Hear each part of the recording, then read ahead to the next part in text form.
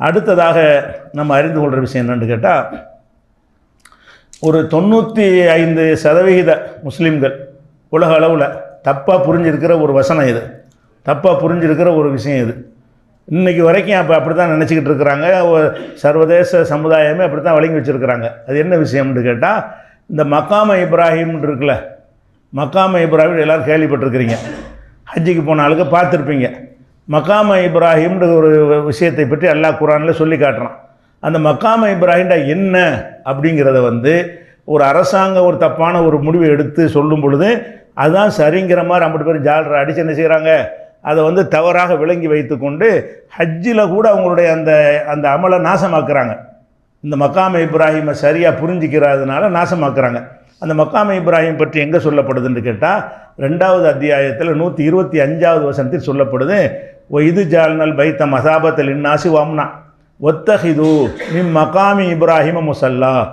மக்காம இப்ராஹிமில் நீங்கள் ஒரு தொழுமிடத்தை ஏற்படுத்தி கொள்ளுங்கள். மக்காம இப்ராஹிம்ங்கிற ஒரு இடத்துல நீங்கள் என்ன செய்யுங்க, ஒரு தொழுமிடத்தை ஏற்படுத்தி கொள்ளுங்கள் அப்படின்னு 2:125 சொல்கிறான். இப்போ மக்காம இப்ராஹிம்னு இப்போ யாரை போய் கேட்டாலும் என்ன செய்வாங்கன்னு கேட்டால், இந்த காபத்துல்லா இருக்குது பார்த்தீங்களா, காபத்துல்லாவுடைய வாசல் பகுதி, காபத்துல்லாவுடைய வாசல் இருக்கும்ல உள்ளே போகிற மாதிரி, அந்த வாசலுக்கு ஒரு ஆப்போசிட்டில் என்ன செய்யணும்னு கேட்டால், ஒரு 10 மீட்டர் தொலைவில், காபாவிலேருந்து 10 மீட்டர் தொலைவில் ஒரு டூம் மாதிரி வச்சுருப்பாங்க. பார்த்தா கூண்டு மாதிரி தெரியும், கிளி கூண்டு மாதிரி பெருசாக இருக்கும். அதை நீங்கள் படங்களில் பார்த்தா கூட என்ன செய்யும் தெரியும். அதுதான் மக்காம இப்ராஹிம் எழுதி வச்சுருப்பாங்க.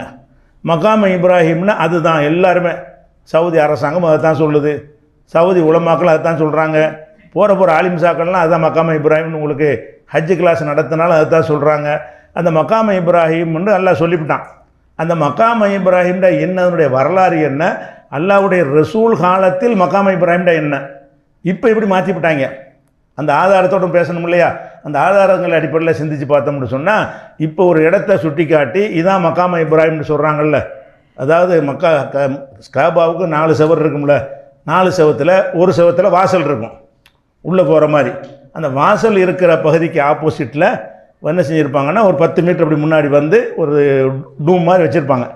இப்போ என்ன செய்வாங்கன்னா, அந்த இடத்துல எல்லாம் தொழுவ சொல்கிறான், மக்காம இப்ராஹிம் தொலை சொல்கிறான், அதுக்கு பக்கத்தில் நின்று தொழுவுங்கன்னு சொல்லி அஜத் மாதிரிலாம் வழிகாட்டிட்டு போயிடுவாங்க. ஆனால் இதில் எவ்வளோ தப்பு செய்கிறாங்கன்னு கேட்டால், இந்த மக்காம இப்ராஹிம்ங்கிறாங்கல்ல, அது என்ன அப்படின்னு கேட்டிங்கன்னா, இந்த வசனத்தில் அல்லாஹ் சொல்லும் பொழுது மக்காம இப்ராஹிம் உள்ள தொழுவுங்கன்னு சொல்லலை, மின் மக்காம இப்ராஹிம் வருது. மக்காம இப்ராஹிம்ங்கிற பகுதியில் ஒரு சில இடத்தில், மக்காம இப்ராஹிமில் மின்னுண்டா சில இடம்னு அர்த்தம், மக்காம இப்ராஹிமில் சில இடத்தில் தொழுவுங்கன்னு எல்லாம் சொல்கிறான். அப்போ மக்காம இப்ராஹிம்னா நிறைய பேர் தொழுகிறதுக்குரிய அளவுக்கு ஒரு பெரிய இடம். மக்காம இப்ராஹிமில் இப்போ மக்காம இப்ராஹிங்கிறாங்களா, அதில் தொழுகிறாங்களா யாராவது?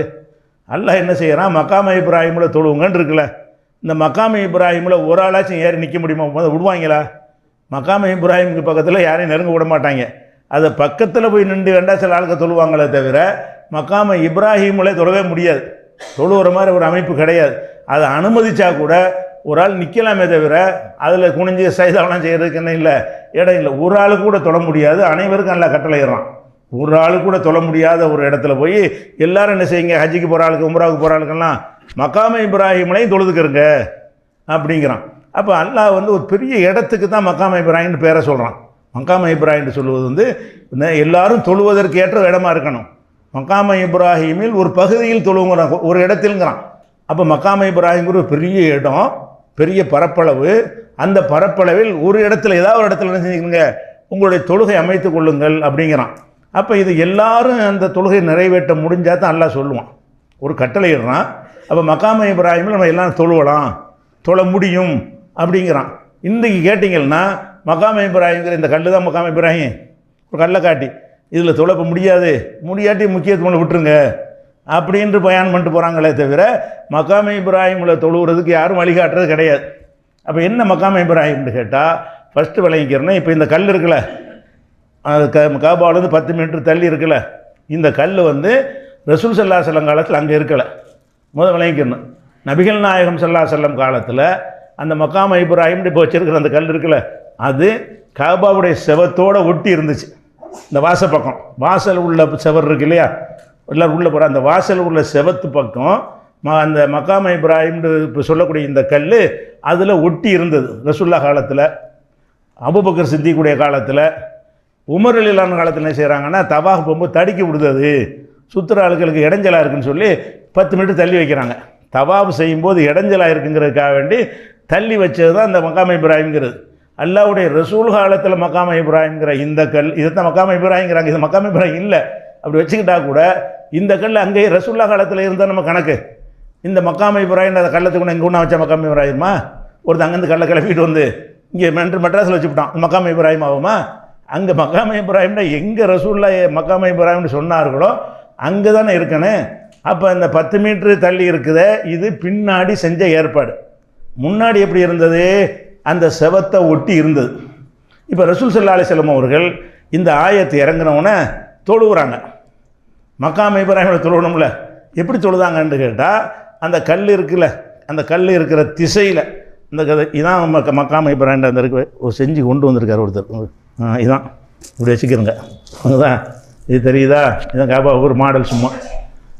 இது வாசல், இது வாசலாக இருக்கா இல்லையா? இருக்குது. இந்த வாசலாக இருக்கிறதுக்கு பக்கத்தில் இங்கே தான் மக்காம இப்ராஹிம்ங்கிற கல் ஒட்டி, இந்த செவத்தோடு ஒட்டி மக்காம இப்ராஹிம்ங்கிற கல் இருந்தது ரசூல்லா காலத்தில். ரசூல்லா என்ன செஞ்சாங்கன்னு கேட்டால், இந்த இடத்துல நின்று தொழுகிறாங்க.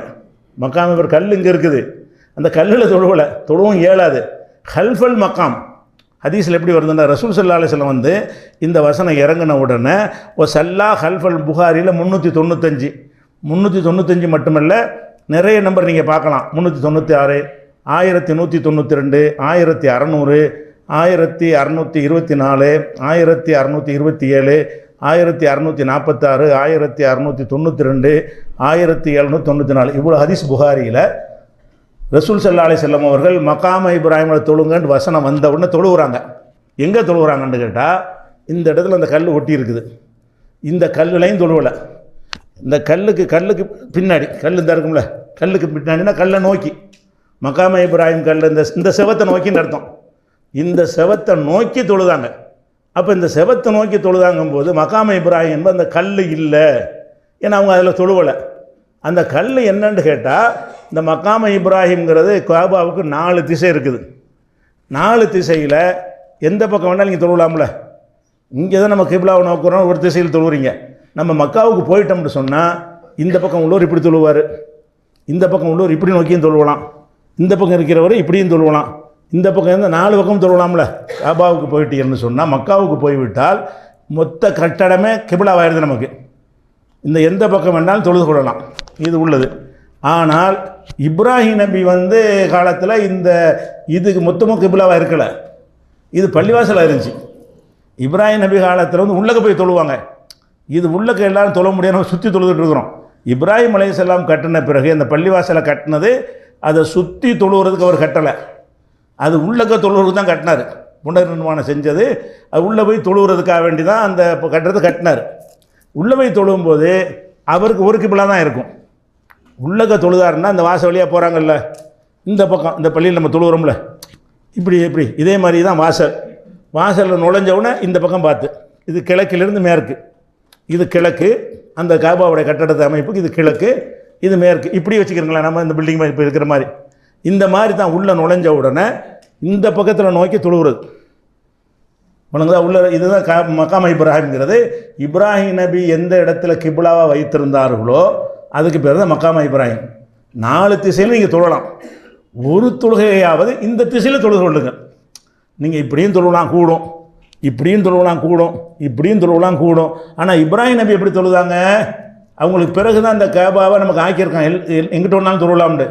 அதுக்கு முன்னாடி இப்ராஹிம் நபி காலத்தில் எல்லாம் காபாவுக்கு உள்ளே போய் தான் தொழுவாங்க. உள்ளே போய் மேற்கு திசையில் கிழக்கு வழியாக உள்ளே நுழைஞ்சு மேற்கு நோக்கி என்ன செய்வாங்க, அவங்க தொழுவாங்க. அவன் வெளியே நிற்கிறாலும் அதை நோக்கிடுவாங்க. இப்படி அதிக கூட்டம் நிறைஞ்சு போட்டால் என்ன செய்வாங்க, எல்லோரும் இப்படி நின்று தொழுவாங்க. அந்த மாதிரி தான் அது இருந்தது. அதுதான் மக்காம இப்ராஹிம்ங்கிறது. அப்போ ஏன் இந்த கல்லுக்கு மக்காம இப்ராஹிம்ங்கிறாங்கன்னா, அது ஒரு போர்டு வைக்கும்ல, மெட்ராஸுன்னு போர்டு வச்சா, போர்டை மெட்ராஸுன்னு ஒரு போர்டு வச்சா என்னங்க அர்த்தம்? இந்த இடத்துல மெட்ராஸ் சென்ட்ரல் ஸ்டேஷனுங்கிற அந்த போர்டா சென்ட்ரல் ஸ்டேஷனு, இது போர்டு. மக்காம இப்ராஹிம் என்ன செய்கிறாங்கன்னு கேட்டால், அடையாளத்துக்கு 4 பக்கம் மக்காம இப்ராஹிம் இல்லை, இந்த பக்கம் தான் மக்காம இப்ராஹிம் இருக்கா, அந்த கல்லை வச்சாங்க. அந்த கல் வச்சது காரணம் என்னென்னு கேட்டால், மக்காம இப்ராஹிம் என்பது எது என்பதை காட்டுவதற்காக வேண்டி ஒரு அடையாளமாக வச்ச போர்டு மாதிரி உள்ளதான் அது. அதே மக்காம இப்ராஹிம்ட்டாங்க. அப்போ மக்காம இப்ராஹிம் என்று சொன்னால் அதை நோக்கி தொழக்கூடிய வகையில் இருக்கும். சரி, இப்போ எடுத்துக்கோங்க, காபாவுக்கு உள்ளே நீங்கள் அனுமதிக்க மாட்டாங்க. இப்போ ரசூலுல்லாஹ் உள்ளே போயிருக்கிறாங்க. இப்போ மன்னர் குடும்பத்துக்காரங்க உள்ளே போவாங்க. உள்ளே போனால் எப்படி தொழுவுறது? வெளியே இருந்தால் தான் நாளுக்கு பக்கமாக எங்கிட்ட வேணாலும் திரும்பலாம். உள்ளே போகணுன்னு கிபிலாவே இப்போ இல்லை. உள்ளே போனோம் காபா எப்படி நோக்கிறது? காபாவுக்கு உள்ளக்க போயிட்டான், காபாவையில் நோக்கணும். அவன் எங்கிட்ட இருந்தாலும் காபாவை நோக்கலையே. அப்போ காபா அவன் உள்ளே போனால் எப்படி தொழுவுறது? உள்ளே போனாங்கன்னா இப்படி தான் தொழுவணும். அந்த ஊருக்கு அந்த பள்ளிவாசலுக்கு உள்ளே தொழுவுற மாதிரி ஒரு கிபிலா தான். காபாவுக்கு உள்ளே நுழைஞ்சிட்டீங்க அப்படி தான் ரசூலுல்லாஹ் தொழுதுருக்குறாங்க. எப்படி தொழுதுருக்குறாங்கன்னு கேட்டால், அந்த முதல்ல காபாவில் ஹஜ்ஜிக்கு போகணுன்னு என்ன செய்வாங்கன்னா, உள்ளே போவாங்க. போன உடனே ரசூல் ஸல்லல்லாஹு அலைஹி வஸல்லம் வந்து இந்த கேட்குறாங்க புகாரியில், ரசூலுல்லாஹ் ஒன்று, Usama, Bilal, Usman ibn Talha. Usman ibn தல்ஹாங்கிறவர் தான் அந்த காபாவுடைய சாவி வச்சுருந்தவர், பொறுப்பாளர். அதுக்காக அவரையும் சேர்த்துக்கிட்டாங்க. அந்த அந்த பரம்பரையாக அந்த சாவியை வச்சுருப்பாங்கல்ல, அவர் உஸ்மான் தான். ரசூலுல்லாஹ்வுடைய மருமகன் உஸ்மான் இல்லை, உஸ்மான் பின் தல்ஹான் வேற ஆள். இவர் ஒரு ஆள், பிலால் ஒன்று, உசாமா ஒன்று, ரசூலுல்லாஹ் ஒன்று. இந்த 4 பேரும் உள்ளக்க போகிறாங்க. எங்கே போகிறாங்க? பைத்து காபாவுக்குள்ளே போகிறாங்க. போய்விட்டு வெளியே வர்றாங்க. வெளியே வந்த உடனே பிலால்கிட்ட கேட்குறாங்க, ரசூலுல்லாஹ் உள்ளக்க போனாங்கல்ல, மற்ற யாரும் உள்ளே போகலை. ஏன்னா கூட்டமாக போனால் அது சரியாக வரேன்னு அலோவ் பண்ணலை. ஒரு 4 பேர் மட்டும்தான் உள்ளே போகிறாங்க. அது வந்து வெளியே வந்தவுடனே கேட்குறாங்க, பிலால்கிட்ட கேட்குறாங்க, ஹல் சல்லாஃபிஹி ரசூலுல்லாஹி ஸல்லல்லாஹு அலைஹி வஸல்லம், உள்ளக்க ரசூல் ஸல்லல்லாஹு அலைஹி வஸல்லம் தொழுதாங்களா? உள்ளக்க போனாங்களே, உள்ளக்க நம்ம சுற்றி தான் தொழுவோம். காபாவுக்கு உள்ளே போய் நம்ம யாரும் தொழுவுறது இல்லை, சுற்றி தான் தொழுவோம். இப்போ சுற்றி தொழுதுருக்கிறோம். ஆனால் ரசூல் ஸல்லல்லாஹு அலைஹி வஸல்லம் காபாவுக்கு உள்ளே தொழுதாங்களான்னு கேட்குறாங்க. ஆமாம் தொழுதாங்க. பைனல் அமூதைனில் யமானியைனி, யமானி ருக்குனை யமானிங்கிற இந்த பகுதி வலது பக்கம் உள்ள பகுதியில் உள்ள 2 தூண்கள் இருக்குது. அந்த தூண்களுக்கு இடையில் ரசூல் ஸல்லல்லாஹு அலைஹி வஸல்லம் தொழுதார்கள்னு பிலால் சொல்லுவார். அது எப்படி தொழுதாருன்னு கேட்டால், இப்னு உமர் வந்து செய்கிறாருன்னா, அந்த இப்னு உமர் தான் அந்த கேள்வி கேட்குறாரு. அப்போ ரசூல் ஸல்லல்லாஹு அலைஹி வஸல்லம் எங்கே தொழுதாங்கன்னு காட்டுறாரோ அந்த இடத்துல இப்னு உமர் போய் தொழுவார். எப்படி தொழுவார்னு கேட்டால், கான இதா தஹலல் காபா, இப்னு உமர் அவர்கள் காபாவுக்குள்ளே நுழையும் போது மஷா கிபலல் வஜ்ஹி, அந்த கதவை திறந்துட்டு போன எதிர்ப்புறம் இருக்குல்ல, அதன் அப்படி நேரவே நடப்பார். கதவை திறந்தவுடனே எப்படி திறந்துறோமோ அப்படி இந்த மாதிரி நேரம் நடப்பார். ஹீன எதுகுலு ஓ எஜாலுல் பாப கிபலல் லஹரி, அந்த வாசலை வந்து முதுகுக்கு பின்னாடி ஆக்கிடுவார். அப்படி ஆயிரும்ல, நீங்கள் இந்த கதவை திறந்துக்கிட்டு உள்ளே வந்தீங்கன்னா இந்த கதவை முதுகுக்கு பின்னாடி போயிடும்ல. கதவை திறந்துக்கிட்டு உள்ளே வந்தோம்னா கதவு எந்த பக்கம் போயிடுறேன்? பேக் சைடு ஆயிரும் கதவு திறந்து. அப்போ எஜாலுல் பாப கிபலல் லஹரி, முதுகுக்கு பின்னாடி வந்து கதவு இருக்கிற மாதிரி வைத்து கொண்டு முன்னே போவார். போய்விட்டு எம்சி அப்படி நடந்து போய் ஹத்தா யக்கூன பைனஹு பைனல் ஜிதார் இல்லது கிபல வஜ்ஹி கரீபம் இதெல்லாம் யசுரின், அப்படி முன்னாடி வரைக்கும் போய் இங்கே வந்து முட்டிடும். இதுலேருந்து ஒரு 3 முழம் உள்ளக்கு நுழைஞ்சி 3 முழம் அளவுக்கு விட்டுட்டு சைதாவளம் செய்யணும்ல, 3 முழத்துக்கு முன்னாடி நின்று கொண்டு இப்போ நிற்கிற ஒரு சஃப் இருக்கிற அளவு அந்த இடத்துல நின்று அவர் தொழுவார். எந்த இடத்தில் ரசூலுல்லாஹ் தொழுவதாக பிலால் காட்டினாரோ அந்த இடத்தில் இப்னு உமர் தொழுவார். அப்போ உள்ளக்க போனால் இந்த ஒரு திசை தான் தொழுகிறோம். உள்ளக்க போனோம்னு சொன்னால், அப்போ இப்ராஹிம் நபி அவர்கள் எந்த திசையில் அவங்க உள்ளுக்குள்ளே தொழுதார்களோ அதுக்கு பேர் மக்காம் இப்ராஹிம். அந்த திசை எந்த திசைங்கிறத கன்ஃபியூஸ் ஆகக்கூடாதுங்கிறதுக்கான ஒரு கல்லை வச்சு இது மக்காம இப்ராஹிம்னா அந்த கல் கிடையாது, இது இந்த திசை, இந்த கல் இருக்கிற திசை பூரா மக்காம இப்ராஹிம். அப்போ 4 திசையில் 4லையும் நீ தொழுவலாம். இப்படி தொழுதாலும் கூடும், அப்படி தொழுதாலும் கூடும், இப்படி தொழுதாலும் கூடும். எந்த பக்கம் இருந்து காபாவை நோக்குறது தானே, காபாவை நோக்க வேண்டும் என்றது அடிப்படை. காபாவை நோக்கி எந்த பக்கம் தொழுதாலும் தொழுகை செல்லணும். ஆனால் சில தொழுகைகளையாவது அந்த பகுதியில் நீங்கள் தொழுதுக்கிறங்க அப்படின்னு சொன்னால் இதில் ஹஜ்ஜிக்கு போகிற எல்லாருக்கும் சாத்தியமாகும். ஒரு குட்டி இடம் இல்லைல்ல, காபாவில் மக்காம் இப்ராஹிமிலையும் சில தொழுகைகளை ஏற்படுத்தி கொள்ளுங்கள்னு சொல்லும் பொழுது ஹாஜிகளுக்கு என்ன செய்யும், எப்படியாவது அந்த பக்கம் நின்று தொழுகிற வாய்ப்பு கிடைக்காம போயிடும். நான் மொத்த காபாவை சுற்றி இருக்கிற பகுதியில் இந்த திசையிலேருந்து பார்க்குவோம், கூட்டம் இல்லாட்டி அதில் போய் சேர்ந்துக்கிற வேண்டியதுதான். அந்த திசையில் ஒரு தேர்ந்தெடுத்தேன்னா அது ரெட்டை கிபிலா, அது வந்து நமக்கு உள்ள கிபிலா இப்ராஹிம் நபியுடைய கிபிலாவும் சேர்ந்துக்கிறது. இப்ராஹிம் நபிக்கு இருந்த பிரத்யேகமான கிபிலா நமக்கு 4 திசை கிபிலாங்கிற வகையில் ஒரு கிபிலா. அப்போ அது ரெட்டை கிபிலா வர்றதுனால எல்லாம் என்ன செய்கிறாருன்னா அவருடைய பள்ளிவாசலுடைய திசையாக இருந்ததுனால அந்த திசையில் தொழுவுறதுக்கு தான் காபா கட்டப்பட்டுச்சு. காபாவை கட்டப்பட்டதை அந்த திசையை நோக்கி தொழுவதற்காகத்தான், அது மேற்கு நோக்கின்னு வரும், அது மேற்கு நோக்கி தொழுவதற்காகத்தான் கட்டப்பட்டுச்சு. அப்படி இருந்ததுனால பிறகு காலப்போக்கில் வந்து உள்ள தொழுவுறது இல்லாமல் போயிடுச்சு. அல்லாஹ் என்ன செஞ்சிட்டான், சுற்றி தொழுவுங்க நமக்கு அனுமதி ஆக்கிட்டான். உள்ளே நின்று தொழுவுங்கன்னு சொல்லாமல், அந்த மேற்கில் தொழுவுங்கன்னு சொல்லாமல், சுற்றி எந்த பக்கம் வேண்டாலும் காபாவை நோக்கணும். ஏன்னா உலகமாக இருக்குமா போச்சு, இது உலகம் பூரா முன்னோக்கிறதா இருந்தால் ஒரு மையமான பகுதி இருக்கணும், எங்கிட்ட சுற்றினாலும் அதை நோக்கணுங்கிறதுக்காக வேண்டி இப்போ கிபிலான்னு ஆக்கப்பட்டுருச்சு. அதனால இப்போ என்ன நடைமுறையில் வச்சுருக்காங்கன்னு கேட்டால், மக்காம இப்ராஹிம்னா இப்ராஹிம் நபி வந்து நின்று கட்டினாங்களாம் அந்த காபத்துல்லா. வியாக்கியானம் மக்காம இப்ராஹிம் என்னது, இப்ராஹிம் நபி அவர்கள் காபாவை கட்டும்போது ஒரு கல் இருந்துச்சான், அதில் ஏறி நின்று கட்டினாங்களாம். கட்டின நேரம் கட்ட கட்ட வசந்துக்கிறமா, அது அந்த கல் வளரக்கூடிய கல்லாக இருந்துச்சான். அப்படி வளர்ந்துக்கிறமா, மேலே கட்டுற வரைக்கும் இருந்துக்குச்சின்னு சொல்லி இப்படி ஒரு கதையை எடுத்து வைக்கிறாங்க. இப்ராஹிம் நபி வந்து அதை ஒரு கல் மேலே ஏறி கட்டினாங்கிறதுக்கு குர்ஆன்லேயே ஹதீஸில் ஆதாரம் கிடையாது. ஒரு கல் மேலே நின்று கட்டினாங்க என்பதற்கு கல் ஏதாவது வச்சு செஞ்சுருப்பாங்க, உயரமாக இருப்பதற்கு என்ன செய்யணுமோ அதை செஞ்சுருப்பாங்க. அந்த கல் வளர்ந்துச்சு போணுச்சுங்கிறது மாதிரிலாம் இல்லை. அப்படி செஞ்சால் கூட அந்த கல்லில் போய் ஏன் தொழுவனு? அல்லாஹ் வந்து அந்த இடத்துல தொழுவ சொல்கிறது மக்காம இப்ராஹிம்ங்கிறது கிப்லாவை தான் மக்காம இப்ராஹிங்கிறான். இப்ராஹிம் நபியுடைய கிப்லாவை. மக்காம இப்ராஹிம்னா இப்ராஹிம் நபிக்கு ஒரு கிப்லா இருந்துச்சுல, அவர் நாலா பக்கமும் தொழுவலை, உள்ளக்க போய் ஒரு பக்கம் தொழுதார். சுற்றி அவர் தொழுவலை, நாலா பக்கமும் தொழுகலை, அவர் உள்ளக்க போய் ஒரு பக்கம் தொழுதார்ல, அந்த கிப்லாவை தான் மக்காம இப்ராஹிம்னு சொல்கிறான். ஆனால் இவங்க என்ன செய்கிறாங்கண்டா, ஹஜ்ஜிக்கு போன அந்த சவுதி உலமாக்களை எடுத்துக்கிறங்க, இங்கேருந்து ஹஜ்ஜி கூட்டிகிட்டு போகிற ஆட்கள்லாம் எடுத்துக்கிறங்க, சர்வதேச நாடுகள்லேருந்து வர்ற ஆட்கள்லாம் எடுத்துக்கிறங்க. ஹஜ்ஜிக்கு போகிறதுக்கு முன்னாடி இந்த படத்தை வச்சு இப்போ கிளாஸ்லாம் நடத்துவாங்க. காபாண்டு ஒரு படத்தை போட்டுட்டு மக்காம இப்ராஹிம்னு ஒன்று போட்டுக்கிட்டு, இந்த இதான் மக்காம இப்ராஹிம், இதில் துளு சொன்னது, அந்த இடத்துல சொல்ல துளுவே இல்லை, அது மாற்றி வச்சுருக்குறாங்க. இவங்க பாடம் எப்படி நடத்துனாங்க, அந்த கல் செவத்தில் ஒட்டி இருந்துருக்குது, அங்கே கொண்டு ஒட்டி வச்சியாவது கிளாஸ் நடத்தணும். அங்கேருந்து ஒரு 10 மீட்டர் தள்ளி வச்சுக்கிட்டு என்ன செய்கிறாங்க, இந்த இடத்தில் ரசூல்லா தொழுதிருக்கிறார்கள், இந்த இடத்தில் நமக்கு எல்லாம் தொழு வாய்ப்பு கிடைக்காது, அதுக்காக நம்ம ரிஸ்க்லாம் எடுக்காதீங்க, நம்ம முடியாது, கஷ்டமாக இருக்கும் ஹஜ்ஜில், சின்ன ஒரு இடத்துல தொழுவ முடியுமா, அதனால் அதுக்கு ரொம்ப ரிஸ்க் எடுக்க வேணாம், தெரிஞ்சுக்கிறங்க போதும் அப்படின்னு சொல்லி இந்த மக்காம இப்ராஹிமில் தொழுவுறதுங்கிறத மீனிங்கை விளங்காமல் ஆக்கி அந்த சுண்ணத்து, அது கூடுதல் சுண்ணத்து தானே, கூடுதல் நன்மை தானே, அதை இல்லாமல் என்ன செய்கிறாங்க, ஆக்கிடுறாங்க.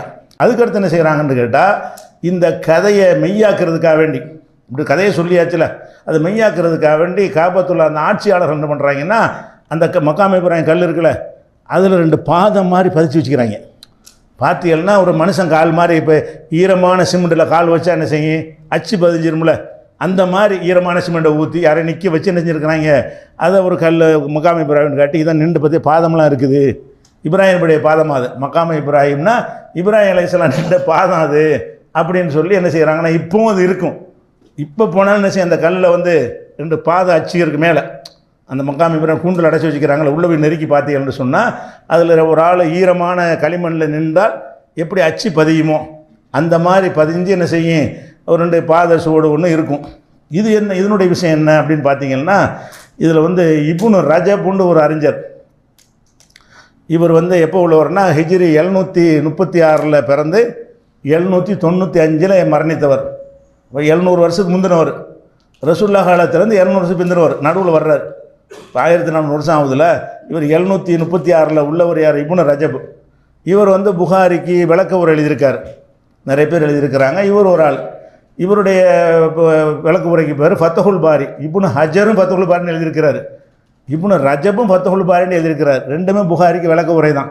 இந்த இப்னு ரஜப் ஃபத்ஹுல் பாரியில் என்ன செய்கிறாருன்னு கேட்டால், அதில் வந்து ஒரு விஷயத்தை சொல்கிறார். அதாவது இந்த பாத அடையாளம்லாம் அந்த இதில் இல்லை, இப்னு ரஜப் சொல்கிறார், அந்த காபா கல்லில் வந்து எந்த அடையாளமுமே இல்லை, நாங்கள் போய் பார்த்தோம், அப்போ இல்லைங்கிறார். அப்போ அந்த பாத அடையாளம் வந்து இருந்ததாக சொல்லிக்கிட்டு வர்றாங்க. அவர் காலத்தில் அந்த பாத அடையாளம் இருக்கலை 700. இப்போ எப்படி இருக்கு, 700களில் அந்த பாத அடையாளம் இல்லைன்னு சொன்னால், இப்ராஹிமுடைய பாதம்னு சொல்லிட்டு வந்த உடனே அதை மக்கள் நம்பணும் என்பதற்காக வேண்டி செயற்கையாக உண்டு பண்ணாங்கன்னு தான் அர்த்தம். அவர் காலத்தில் இருந்திருக்கணுமா இல்லையா? அப்போ இப்னு ரஜபு காலம் வரைக்கும் இருக்கலை, ஆனால் அவர் நின்றார்கள் ஒரு செய்தி வருதில்ல, நின்றார்கள் என்பதற்கோ அவங்க பாதம் பதிந்ததற்கோ எந்த ஆதாரமும் இல்லை, நானே பார்த்தேன் கிடையாதுங்கிறார். அப்போ அவர் காலத்தை போய் பார்த்துருக்கிறாரு, அந்த தரை அந்த மக்காம இப்ராஹிம்ங்கிற அந்த கல் மேலே என்ன இல்லை, எந்த விதமான அச்சும் இருக்கவில்லை, சும்மா ஒரு கல் மாதிரி நின்றுருக்கு, அவ்வளோதான். அப்போ இப்போ எப்படி அது வந்துச்சு, இருந்தது அழியலாம், இல்லாது உண்டாகுமா? அதான் பாதம் இருந்துச்சு, காலப்போக்கில் கையை தொட்டுட்டு பண்ணாங்க, தேஞ்சு போச்சு, இப்படி வேணால் சொல்லிக்கிறலாம். இல்லாமல் இருந்துச்சு, சும்மா ஒரு மலுமட்டையாக இருந்த ஒரு விஷயத்தில் ஒரு பாத சூடு உண்டாயிடுச்சுன்னா என்ன அர்த்தம்? அப்போ அந்த உஸ்மானிய பேரரசு துருக்கிக்காரங்க ஆட்சி பண்ணாங்கல்ல, அப்போ நிறைய கிறுக்குவெல்லாம் காட்டினானுவோம். அவங்க ஆட்சியில் இருக்கும் பொழுது ஒட்டுமொத்த இஸ்லாமியத்துக்கு அவங்க ஹலீஃபாவாக இருந்தாங்க. சர்வதேச உஸ்மானிய பேரரசுங்கிறாங்கல்ல, அவங்க கையில் தான் துருக்கி தலைமையாக கொண்டு உலகம்லாம் இருந்துச்சு. அந்த மாதிரி கட்டத்தில் என்ன செய்கிறாங்கன்னு கேட்டால், நம்ம அந்த உஸ்மானிய நின்றாங்கன்னு சொல்கிறோம்ல, நின்றதை ப்ரூவ் பண்ணணும். நின்றா ஈரமல்ல நின்றா கட்டியிருப்பாரு, அது கூட புத்தி வேணாம். நின்று கட்டுறதா இருந்தால், காஞ்சி ஒரு பெரிய கல்லில் கட்டுறதா இருந்தால் அது ஸ்ட்ராங்காக இருந்ததை கட்டுவாங்க. ஈரமான ஒன்றில் நின்றா தானே பாதம் ஒன்று படியும் அப்படிங்கிறது கூட ஒரு இது இல்லாமல் அதை என்ன செய்கிறாங்க, செயற்கையாக உண்டாக்கியிருக்கிறாங்க. இப்ராஹிம் நபியுடைய பாதம்னு சொல்வது ஒரு காலத்தில் இல்லாமல் இருந்து உண்டானது. இது ஏன் அப்படி போய் சொல்கிறாங்க? அவங்க செஞ்சு இவங்க திருத்தாமல் இருக்கிறாங்க. வரலாற்றுலேருந்து எடுக்கணுமா இல்லையா? ஒரு காலத்தில் இல்லைங்கிறதுக்கு நிறைய சான்று இருக்கிறது. அப்போ இல்லாமல் இருந்து பின்னாடி உண்டாக்கியிருக்கிறான் என்று சொன்னால் இதில் ஒரு மக்கள்கிட்ட ஒரு மோசடி செய்யக்கூடிய விஷயம் இருக்கிறது, மக்களை ஏமாற்றக்கூடிய தன்மை இருக்குது என்று அடுத்து ஆட்சியாளர்கள் என்ன பண்ணியிருக்கேன்னு அது இல்லைன்னு டிக்ளேர் பண்ணிவிட்டு அதை சமமாக ஏற்கனவே இருந்த மாதிரி எப்படி இருந்துச்சு அது மாதிரி ஆக்கணும். அது அடுத்து என்ன செய்யணும்னு கேட்டால், அந்த மக்காம இப்ராஹிம்ங்கிறது இது இல்லை, இதுதான் மக்காம இப்ராஹிம், அங்கே போடு. ரசூல்லா காலத்தில் எது மக்காம இப்ராஹிம் இருந்துச்சு? இந்த கல் செவத்தை ஒட்டி தானே இருந்துச்சு, அந்த வாசலுக்கு பக்கத்தில் இருந்துச்சு. இதுதான் மக்காம இப்ராஹிம்னு காட்டுறதுக்கு அடையாளமாக இருந்துச்சு. அப்போ மக்காம இப்ராஹிம் ரசூல் ஸல்லல்லாஹு அலைஹி வஸல்லம் எந்த இடத்த மக்காம இப்ராஹிம்னு சொன்னார்களோ அந்த இடத்துலேருந்து 10 மீட்டர் தள்ளி அந்த கல்லை கொண்டாந்து வச்சுவிட்டு இதை மக்காம இப்ராஹிம்னு சொன்னார்கள்னா இதை திருத்தணுமா இல்லையா? உமர் ரலியல்லாஹு செஞ்சால் கூட திருத்த வேண்டியதானே? அது உமரே மாற்றி வச்சா கூட அவர் என்ன நோக்கத்து செஞ்சுருந்தாலும் சரி, ரசூல்லா காலத்திலேருந்து இவரையே மாற்றுறாரு, ஆளாளுக்கு ஒன்று மாற்றிருப்போன்னு என்ன அர்த்தம்? அப்போ ரசூல் ஸல்லல்லாஹு அலைஹி வஸல்லம் காலத்தில் உள்ளபடி மாற்றணும்னு அதை மாற்றிருக்கணும். அந்த பக்கம் உடைய கல்லை வச்சுவிட்டு ரசூல்லா இந்த மக்காம இப்ராஹிம் கிட்ட தொழுகவே இல்லை, காபா ஒட்டியே தொழுதுட்டு போயிட்டாங்க. மக்காம இப்ராஹிம் கல்லை ஒட்டி இருக்குது, அதை நோக்கி தொழுதுட்டாங்க. 5 அடி தான் வரும், இவன் 10 மீட்டர் தள்ளி வச்சுருக்கிறான். அந்த இடத்து பக்கமே ரசூல்லா போகலை, தொழுவுறதுக்காக வேண்டி, மக்காமுக்கு தொழுவுறதுக்காக வேண்டி. இதுதான் தொழுத இடம்ங்கிறாங்க. ஒரு கல்லை கொண்டே வச்சுப்பிட்டு அந்த இடத்துல இதுதான் இப்ராஹிம் நபி ரசூல் ஸல்லல்லாஹு அலைஹி வஸல்லம் தொழுத இடம் மக்காம இப்ராஹிம்ங்கிற இது தான் சொல்லுதுங்கிறாங்களே. இது எப்படி நம்ம விளங்கி கொள்வது? ஒரு அறியாமை. ஒரு பொதுவாக ஒரு இடத்துக்கு பேராக ஒரு அடையாளத்தை வைக்கும் பொழுது அந்த அடையாளத்தை என்ன செய்வாங்க, பேராக அந்த ஊருன்னு நினச்சிக்கிடுவாங்க. அந்த மாதிரி வந்ததுதானே தவிர மக்காம இப்ராஹிம் என்பது எது கிடையாது. இந்த கல்லுக்கே பேர் கிடையாது. அந்த கல் இருக்கிற திசை மக்காம இப்ராஹிம்னா என்னது? அந்த கல் எந்த திசையில் இருக்குதோ அந்த திசை ஃபுல்லாக, அதாவது கிழக்கு திசை. அந்த திசையில் எது? கிழக்கு திசை ஃபுல்லாக மக்காம இப்ராஹிம். மேற்கு திசை நோக்கி தொழுவீங்க. கிழக்கு திசையெல்லாம் மக்காம இப்ராஹிம்னு சொன்னால் நீங்கள் கிப்லாவை நோக்கும்போது மேற்கு நோக்கிடுவீங்க, கிழக்கு இருந்து மேற்கு தான் நோக்குவீங்க. அப்போ கிழக்கு திசை பூரா மக்காம இப்ராஹிம். இப்படிங்கிறதுக்கு பதிலாக இந்த மக்காம இப்ராஹிம் சம்பந்தமாக நிறைய என்ன செஞ்சாங்க, பொய்களையும் கட்டுக்கதைகளையும் வைத்து கொண்டு 4 பக்கம் இப்படி கட்ட முடியும். அடுத்த 4 மக்காம இப்ராஹிம் வச்சு இருக்கணும். ஒரு பக்கம் அந்த கல்லை வச்சு கட்டிவிட்டார், அடுத்த பக்கத்து சேவத்துக்கு அங்கிட்டு ஒரு மக்காம இப்ராஹிம், இங்கே அங்கிட்டு ஒரு கல், 4 பக்கம் போயிருக்கணுமா இல்லையா? ஒரு கல்லை தூக்கி அவ்வளோ பெரிய கல்லை தூக்கி கொண்டு போக முடியுமா 4 பக்கமும்? அப்போ ஏதோ ஒரு கதை சொல்கிறதுக்காக மக்காம இப்ராஹிம்ட்டாங்க, மீனிங் விளங்கலை, இது கல்லை நோட்டி வச்சு விட்டாங்க. இதான் மக்காம இப்ராஹிம் மக்கள்கிட்ட பதிஞ்சு போச்சு. பதிஞ்சதுக்கு தகுந்த மாதிரி கதை சொல்லிட்டு போகிறாங்களே தவிர சவுதியில் உள்ள உலமாக்கிட்ட கூட கேளுங்க, இதான் மக்காம இப்ராஹிம் வாங்க பாடம் நடத்துவாங்க, ஹஜ்ஜு கிளாஸ் நடத்துகிறாங்க சவுதி உலமாக்கள். இதான் மக்காம ரசூல்லா எங்கே தொழுதாங்கன்னு ஹதீஸ் இருக்குது. அல்லாஹ்வுடைய ரசூல் தொழுதுக்கு ஆதாரம் இருக்கையில் உனக்கு எந்த வேலை? ரசூல் ஸல்லல்லாஹு அலைஹி வஸல்லம் காலத்தில் இந்த கல் காபாவுடைய செவத்தில் தான் ஒட்டி இருந்தது, அதை நோக்கி தான் தொழுதார்கள். அது இந்த மக்காம இப்ராஹிம் வைத்திருக்கிற இந்த கல் இருக்க, இதை விட கொஞ்சம் தூரத்தில் வரும், அந்த இடத்துக்கு ரசூல்லா போகலை அப்படிங்கிறதுக்கு ஒரு ஆதாரம் இருக்கக்கூடிய நேரத்தில் இவங்க ஏன் மக்காம இப்ராஹிம் இப்படி தான் எல்லாம் விளங்குறாங்க. எந்த ஹாஜிகளும் போய் இந்த மாதிரி புரிந்து செய்வதில்லை. தற்செயலாக நிறைய பேர் மக்காம இப்ராஹிம் தொழுதுருவாங்க. 4 பக்கம் தொழுவும் பொழுது ஒரு பக்கத்தில் ஒரு நிற்பாங்கல்ல, 4 சுற்றி தொழுவும் போது ஒரு காவாசி பேர் என்ன செய்வாங்க, மக்காம இப்ராஹிமில் தொழுதுருவாங்க. ஆனால் அது விளங்கி தொழுதான் நன்மை கிடைக்கும்.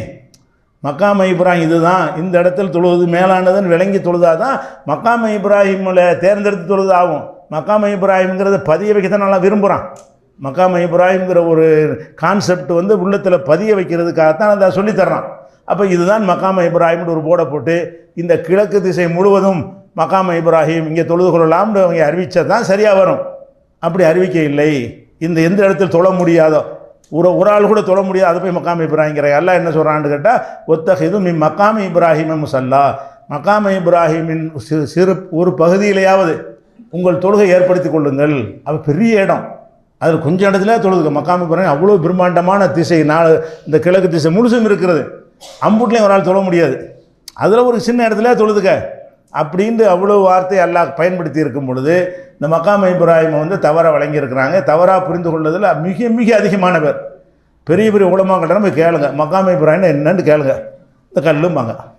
அது எப்படிங்க மக்காம இப்ராஹிமில் தொழுவு சொல்கிறான்னா எப்படி தொழுவுன்னு அடுத்த கேள்வி கேளுங்க. அதில் தொழுவு சொல்லி எல்லாம் கட்டளை ஏறுறான், அதில் ஒரு பகுதியில் தொழுவுங்கன்னு சொல்கிறான். அது மொத்தத்துலேயுமே ஒரு ஆள் தொழுவ முடியாது, அதில் எப்படி தொழுவுறது? இப்போ இந்த கல் வந்து அங்கே தான் இருந்துச்சா வேறு இடத்துல ஆரம்பத்தில் இருந்துச்சான்னு கேளுங்க. ஆரம்பத்தில் செவத்தை ஒட்டி இருந்துச்சு, அதையும் நவட்டி வச்சா அப்படி அது அந்த மக்காம இப்ராஹிமுடைய இடமா ஆகும். அப்படி அந்த இடத்துல ரசூல்லா தொழுதுருப்பாங்க. ரசூல்லா தொழுது இடத்த நீங்கள் கடத்தி வேறு இடத்துல ஒன்று வச்சு விட்டீங்கள. காபாவை பேர்த்து கொண்டு வந்து நம்ம சென்னையில் வச்சு அது காபாவாயிருமா? காபா அப்படி கட்டத்தை பேர்த்துக்கிட்டு வந்து மெட்ராஸில் வச்சு விட்டோம், இதான் காபாண்டா ஒத்துக்குறோமா? அந்த கீழ் தரையோடு உள்ளதுக்கு சேர்த்தானே காபாங்கிற. காபா இடிஞ்சு விழுந்துருச்சு, அப்போ அந்த வெறும் இடத்த தான் நம்ம சுற்றுவோம். காபாவே இல்லாட்ட கூட என்ன செய்வோம், காபா இருந்த அந்த இடத்த தான் நம்ம சுற்ற வேண்டியிருக்கும். அதனால அந்த இடம் மாற்றி வச்சதையெல்லாம் ஒரு மனிதர் மூலமாக இடம் மாற்றதெல்லாம் என்ன செஞ்சிடக்கூடாது, அது மார்க்கத்துறை ஒரு இதாக ஆக்கிடக்கூடாது. இது ஒரு தவறாக புரிந்து கொண்ட ஒரு விஷயமாக இது ஒரு விஷயம் இருக்கிறது. நேற்றைய தினம் மக்காம இப்ராஹிம் என்பது குறித்து சொன்ன விளக்கத்தில் சில கூடுதல் விளக்கத்தை சிலர் கேட்டிருக்கிறார்கள். அதை சொல்லிவிட்டு இன்றைக்கு உரிய வசனத்தை எடுத்துக்கொள்வோம். காபா என்பது ஒரு செவ்வகமான ஒரு வடிவத்தில் இருப்பதாக நேற்று நமக்கு எடுத்து காட்டினோம். ஆனால் உண்மையில் அந்த காபாவுடைய வடிவம் செவ்வகமானது கிடையாது. அந்த காபாங்கிற அந்த ஸ்கொயர் அந்த கட்டடத்தை சுற்றி ஒரு லாடை மாதிரி ஒரு வளைவு நீங்கள் பார்த்துருப்பீங்க. கொஞ்சோன்னு உயரத்துக்கு ஒரு வளைவாக கட்டியிருப்பாங்க. அதுவும் சேர்த்து தான் காபா. இப்ராஹிம் அலைஹிஸ்ஸலாம் கட்டின காபா என்பது ஸ்கொயராக மட்டும் இருக்கலை, 3 பக்கம் சுவர் இருக்கும், ஒரு பக்கம் இப்படி வளைவாக என்ன செய்யும் இருக்கும்.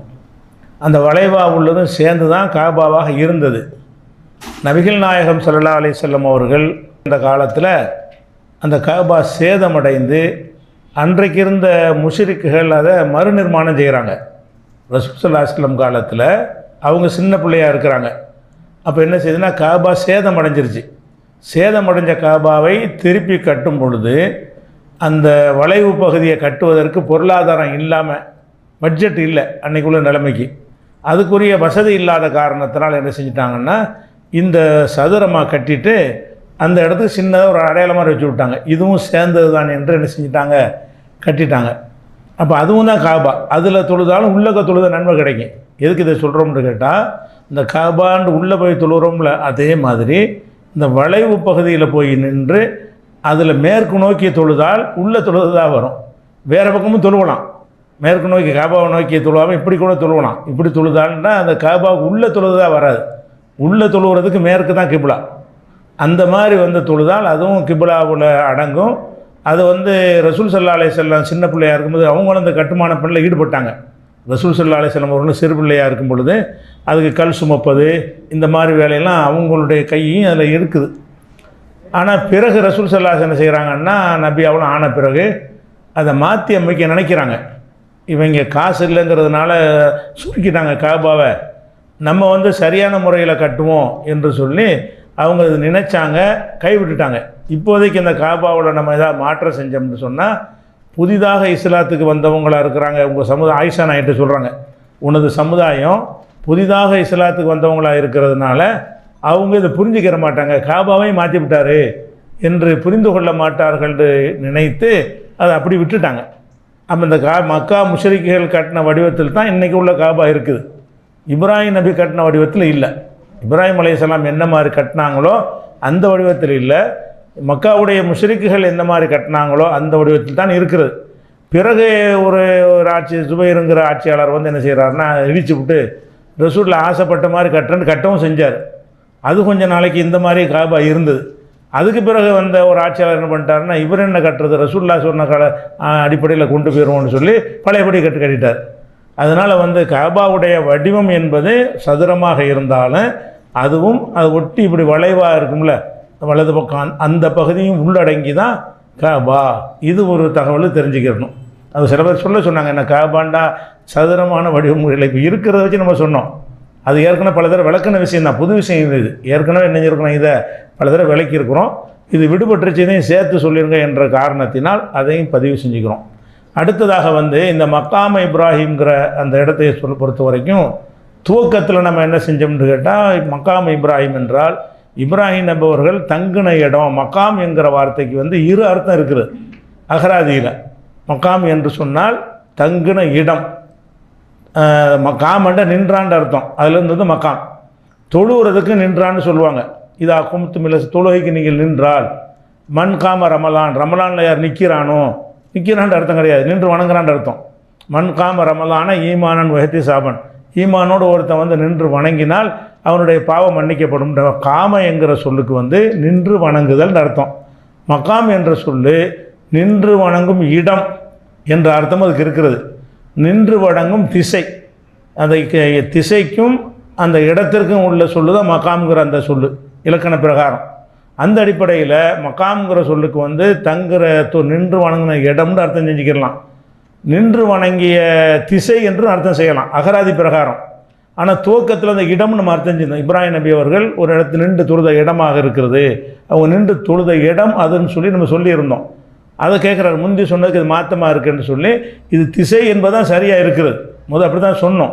ஆனால் திசைன்னு எதை வச்சு சொல்கிறோம்னு கேட்டால், இப்போ இப்னு உமர் அவர்கள் அந்த ரசூல்லா உள்ளே போய் தொழுவதை இப்போ கேட்டு அதன்படி தொழுகிறார் இல்லையா, அந்த திசையைத்தான் கவனமாக கொண்டிருக்கிறார்னு சொல்லி அதையெல்லாம் வைத்து மக்காம் இப்ராஹிம்னா இப்ராஹிம் நின்று தொழுத திசை. இப்ராஹிம் நின்று தொழுத இடம்னா ஒரு இடம் சின்னதாக போயிடும். திசைங்கிறது பெருசு, திசைங்கிறது பெருசு. திசைனா பிரம்மாண்டமாக இருக்கும், எவ்வளோ பேரும் தொழுவலாம். நின்று வணங்கின இடம்னு சொன்னால் ஒரு ஆள் தான் நின்று வணங்க முடியும். அவர் இடத்துல நின்று வணங்கியிருந்தார்னு சொன்னால் அந்த இடம்ங்கிறது அந்த இடத்துக்கு பொருந்தாது. அல்லாஹ் அதில் நீங்கள் எல்லோரும் தொலை சொல்லி சொல்கிற காரணத்தினால அந்த பிராடான அர்த்தம் தான் கொடுக்கணுங்கிறத நேற்று சொல்லியிருக்கிறோம். ஏற்கனவே அப்படி தான் சொல்லியிருந்தோம். அது தவறு, அதுதான் நம்ம சொன்னால் தவறு தான்.